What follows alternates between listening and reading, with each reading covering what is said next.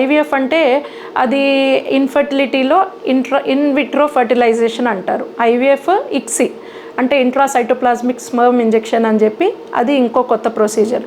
ఇక్కడ ఏంటి, మనం లేడీకి ఫస్ట్ డే నుంచి 10th డే వరకు రోజు ఇంజెక్షన్లు ఇస్తాము. ఇంజెక్షన్లు ఇచ్చి ప్రతి ఎగ్ని మనం ఫోకస్ చేస్తాము డెవలప్ అవ్వడానికి.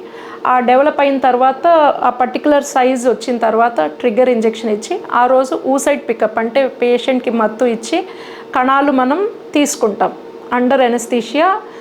ఊసైడ్ పికప్ చేసి ఆ కణాలని మళ్ళీ ల్యాబ్లో అంటే మనం ఇన్విట్రో ఫర్టిలైజేషన్ అంటే ల్యాబ్లో పెట్టి హస్బెండ్ సీమెన్ తీసుకుని దాంతో కలిపి ఎంబ్రియోస్ తయారు చేసుకుంటాం.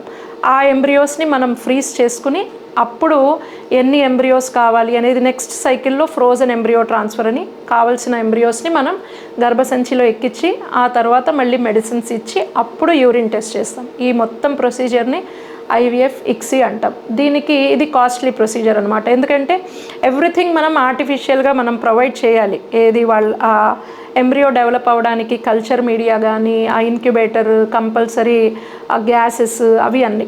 అందుకని ఇట్స్ అ కాస్ట్లీ ప్రొసీజర్. దానికి మనకి 2 to 2.5 lakhs వరకు అవుతుంది.